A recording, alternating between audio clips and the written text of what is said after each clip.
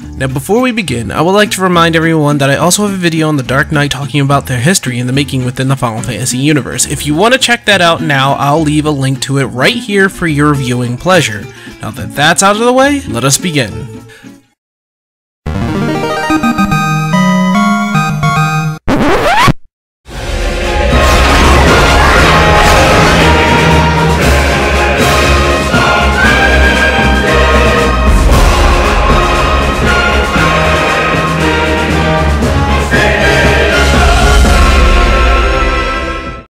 Finally, Heavensward has come out and all the nerds, old and new, flocked to it like wildfire. You won't believe how many said they came from WoW just because they got bored of the content over there. I mean, yes, come on over and enjoy the game millions of nerds are playing and comparing to every other MMO.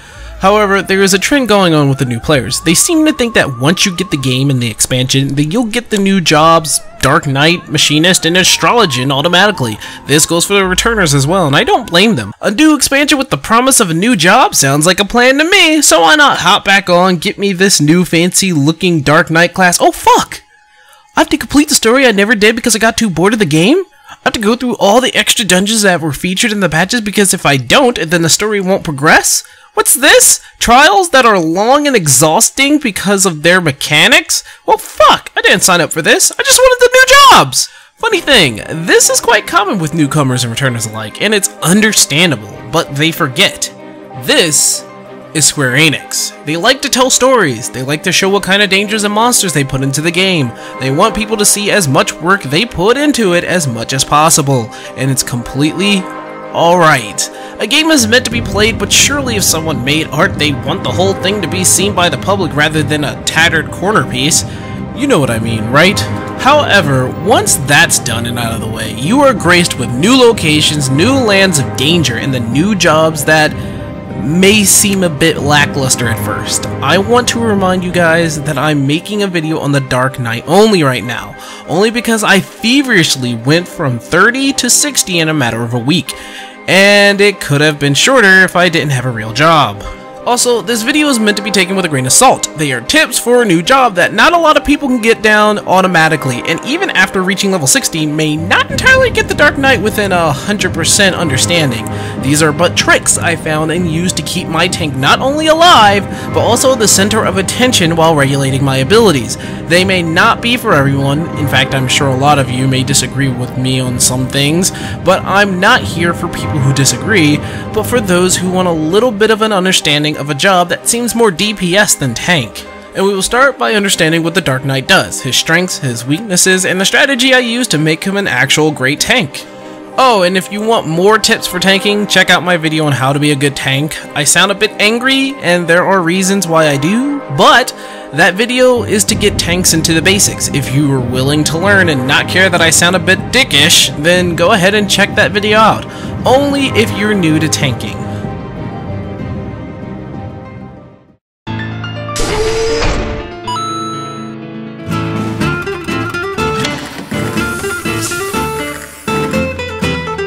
Let's begin with getting started. As a tank, you share all the tanking gear in the game. All of your stuff, if not dungeon rare drops, should at least be close to your level. I found it easy to just get some stuff at the Grand Company Hall for level 30 gear, and though you have all that gear, I just want to tell you that Dark Knights are incredibly squishy. Armor isn't really going to protect you from hard hits. In fact, you're going to seem like a weaker tank in terms of defense than the warrior, and this immediately gives you an idea of what the biggest weakness is for a Dark Knight. They have no defense, so your first thought might be to give vitality to the boost in points, right? Well, in all honesty, I'd say strength is a much better way to go, and not because of the damage, no, but instead of this description here. Affects physical melee damage as well as damage prevented by parrying and blocking. Now you'll probably look at me weird, but let me explain.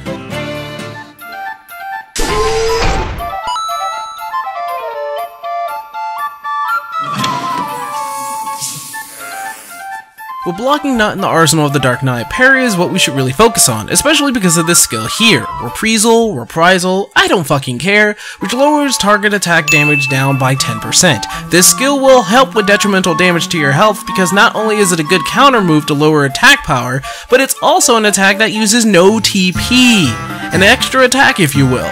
But that's not all. You will notice that you have Grit at level 30, which please use it to raise your defense. It's basically your defense stance, so use it, and even though you take a cut of 20% attack strength, you gain 20% more defense.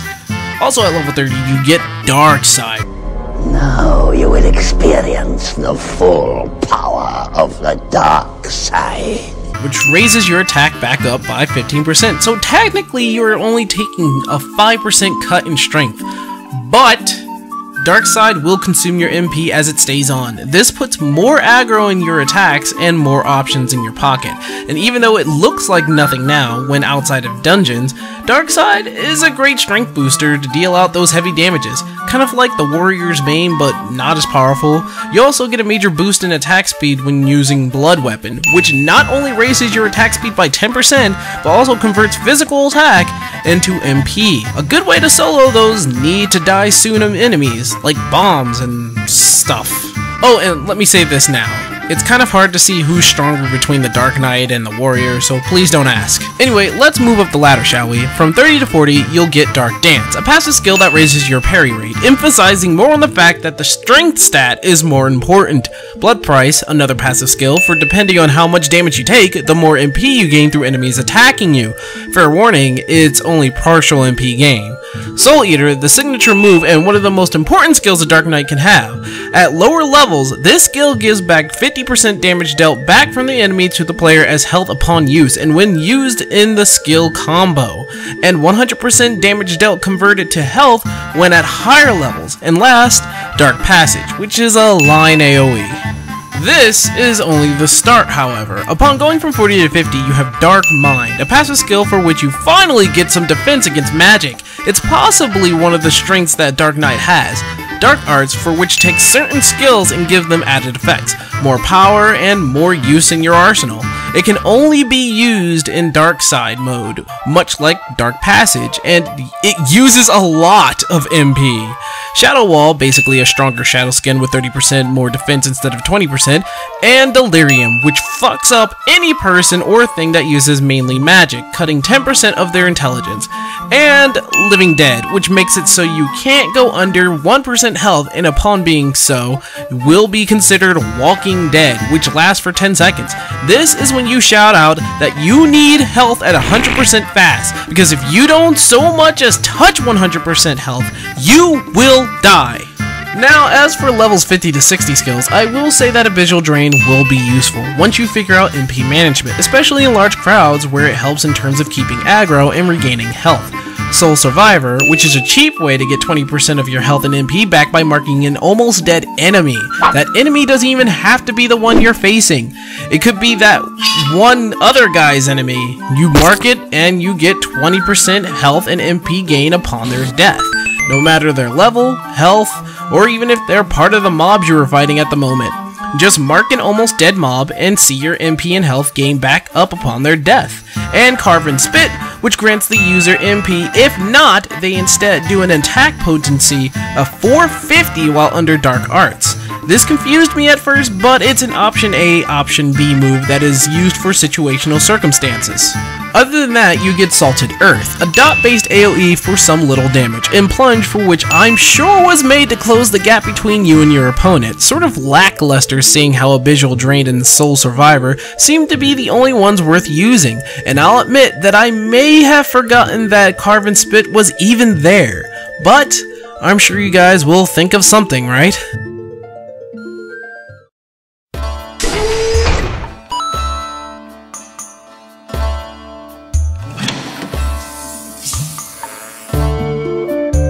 These skills are executed in ways that seem to sustain the Dark Knight, and that's the big word here, sustain. The Dark Knight isn't all about damage as much as it is to sustain itself in battle, and not only for its MP, where you see a bunch of MP gain skills, but also HP through Soul Eater and Abyssal Drain. The Dark Knight is a sustaining tank, a tank that not only keeps aggro but survives as well. And where you don't see HP insta-gain like Warrior with Bloodbath and higher attack strength, or the defensive capabilities of the Paladin with its many defensive skills like Sentry, Awareness, Bulwark, or Rampart, the Dark Knight can sustain itself through HP and MP stealing. Honestly, something I kind of predicted in one of my past videos. I knew that a Dark Knight would be squishy because of its stealing traits, and I knew it would be hard to master, but I also knew that it would make a good tank due to how much it stole from their enemies, although in all honesty, I was a bit worried as well. I had always thought of a Dark Knight as a DPS, much like the ones in Final Fantasy XI, but as I see them now, they're not so bad. Technical as fish, but not a bad tank at all. Sustainability is a Dark Knight's second job after being the center of attention. They need to be able to keep aggro while keeping themselves alive.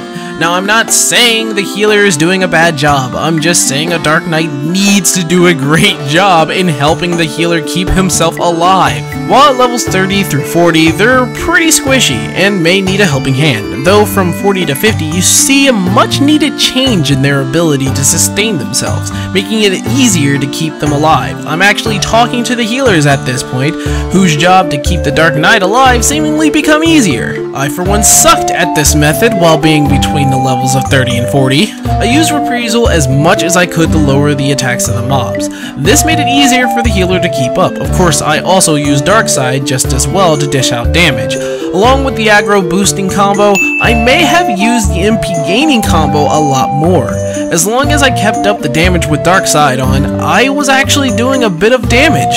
Upon getting Blood Price, things got easier to keep Darkside on, although I still didn't have the defense to not be squishy. Having just Shadow Skin wasn't enough. I brought some skills from my cross class, Foresight from Warrior for added defense, Provoke from Paladin because it's motherfucking Provoke, and Mercy Stroke from Warrior for the 20% HP regain as a finisher, which never ceased to help me in terms of health. I later got Bloodbath from Warrior for the occasional HP gain, and because the Dark Knight was starting to attack like a beast, and Convalescence from Paladin to help the healer out in giving me more HP, especially for when I'm using Living Dead.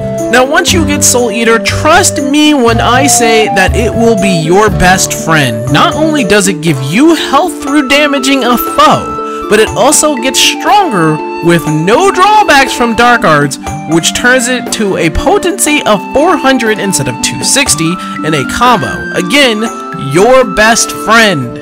I think it starts to be self-explanatory from here. MP and HP gaining is a Dark Knight's bread and butter, and with a high amount of strength under their belt, they are sooner to be self-sufficient rather than squishy when they first start out. Do Soul Eater as much as possible without losing any aggro in the meantime. Use defensive skills upon using Blood Price to not only take the damage, but mitigating it as well. Use Delirium to fuck up some wizard's day. Use Dark Arts for big attacks, big defenses, and detrimental effects like Blind on a whole row of enemies.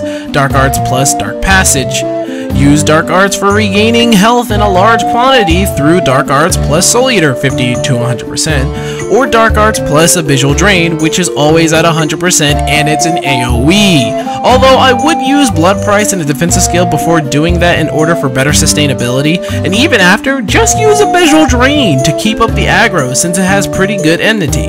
And always make sure you keep up on your MP. Dark Knights are a sustaining tanking job and they eat right through MP like it was chicken and waffles. Using the aggro combo always comes first, but make sure you also use the MP stealing combo so Darkside never turns off. Also, remember to turn it off after every fight to better regain your MP. Although you don't have to do this if you're confident enough. I always do it to regain back my MP. It still does eat away at your MP except when you're outside of battle, I guess. Also, fair warning, MP refresh status doesn't work on it now, I think. When Dark Knights first came out in the expansion, bards were refreshing everything back up. But now, it doesn't seem so. Maybe it was a glitch in the game or something. Or maybe I'm wrong and the refresh status still works. Some more bit of advice is to watch for sleep effects during dungeon play. If you have a competent person using sleep on all mobs, Unleash does do damage to everyone and will wake those bastards up. So be aware of it while you're playing. Thank you. Try to use Soul Survivor on things that are near death. Trash, mobs, even bosses. Just remember though, they have to reach the number 0 for it to work, meaning they have to totally die in order for Soul Survivor to work. If you hit an event or queue when the person runs or transforms or something related, the effect will not work. Just remember that. Again, use as much of the MP stealing combo as much as possible while not losing aggro, and try to make Dark Arts a situational thing. Dark Arts use a lot of MP, so keep that in mind.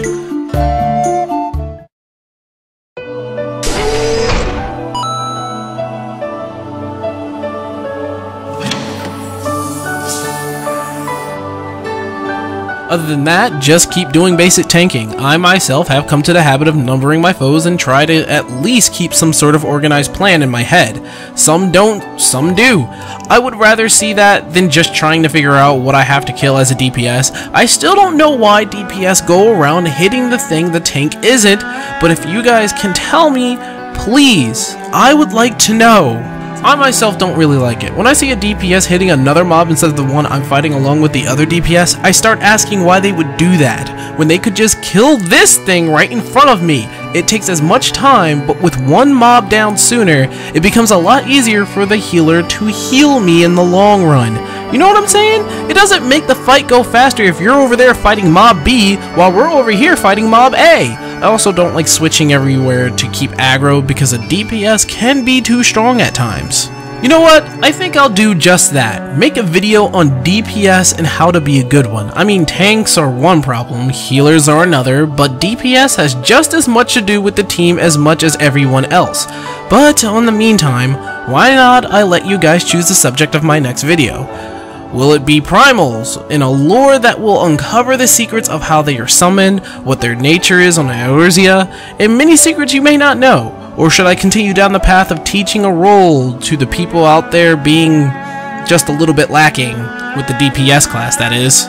Click on the annotation for your vote, and whoever wins by the end of the week will be the next subject in my next video. Of course, what I really want to do is get my Dragoon up to level 60, and perhaps my Paladin, but what must be done, and what I want to do is entertain you guys. Even so, I'm so close.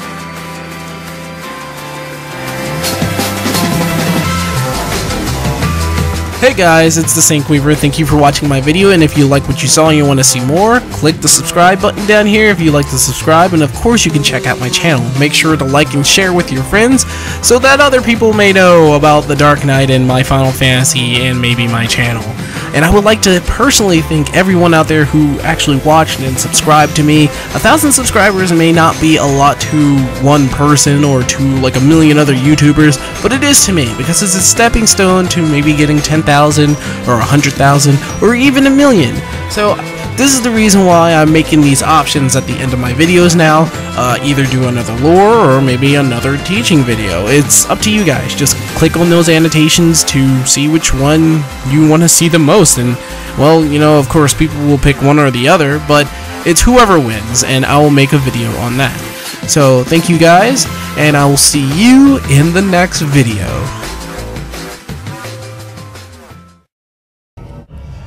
Oh, I'm afraid the deflector shield will be quite operational when your friends arrive.